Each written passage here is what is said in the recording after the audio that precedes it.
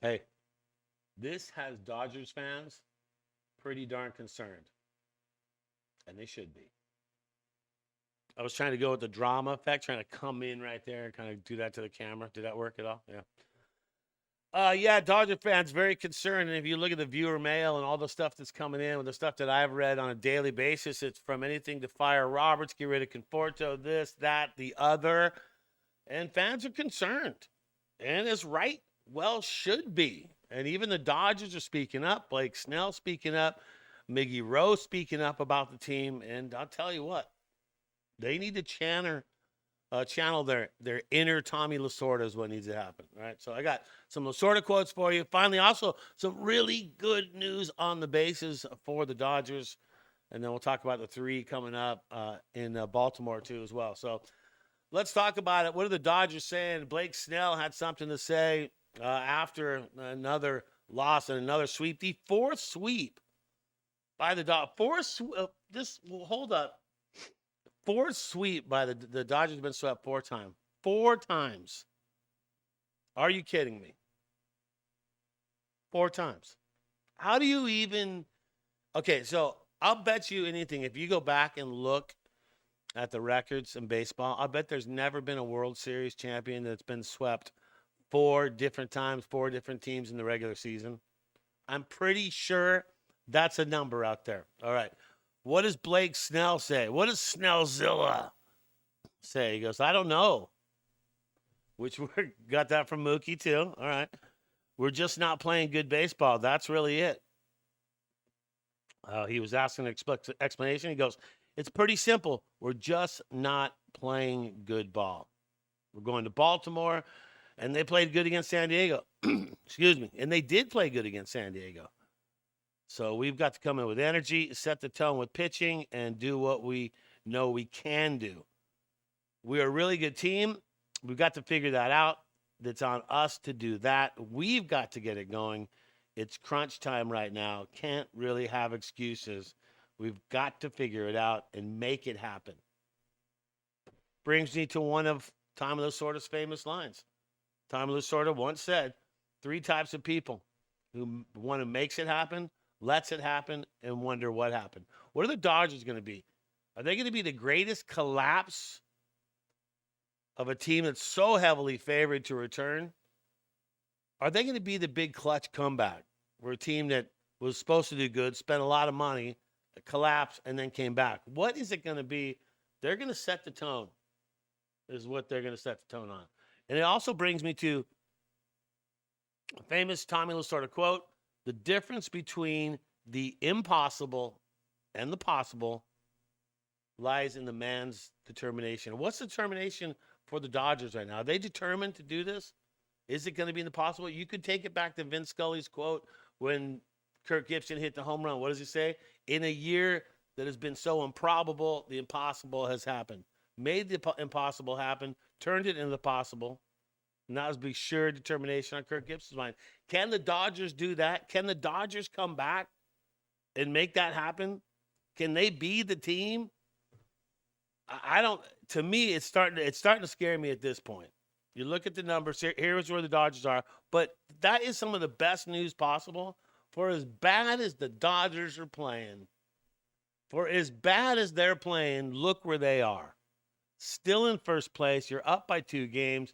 The one thing that makes me just a little unnerving is you got the San Francisco Giants 7 games back.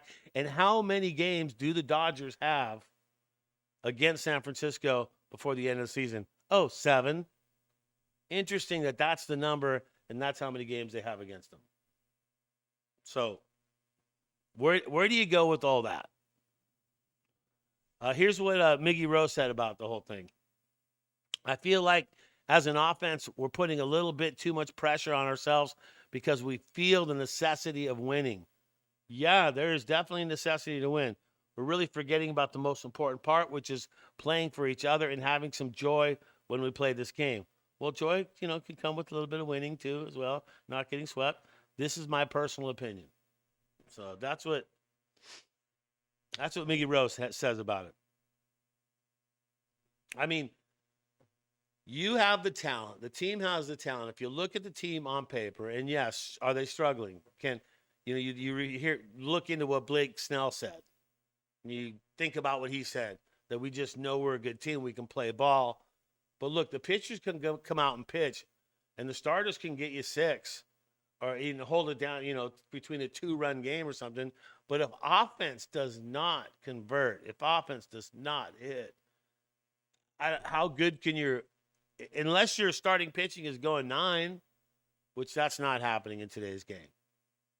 But they need to figure it out. They're controlling their own destiny is how I'm looking at it. And that's how you pretty much have to be looking at it. All right. Finally, is there some good news? Can I have some good news, Brad J? Yes, you can. Dodgers number 25 prospect, Kendall George, has been running wild at high A. Okay, I know you're all single A, Brad J. There's 20-some-odd games in the season. Why the heck are you bringing this up? Because just hear me out. Switch to decaf. The 20-year-old George is 36th overall pick, 2023 draft, probably the minor league's fastest man. He's certainly asserting himself as one of the top base stealing threats of the past 20 years. Oh, we could use a little small ball. 20 years old, this guy, right? And he is breaking some records right there. 15 steals in the past 5 games. Just think about that, 15 steals. He needs 3 more steals of the last 3 games to match a few different guys, Billy Hamilton, Chandler Simpson, and Delino DeShields Jr. That name obviously sounds familiar. So that's where he's at. He's a kid for the future. Looking forward to him coming up. So he's not going to save everything for the Dodgers, but I'm trying. Help me out here.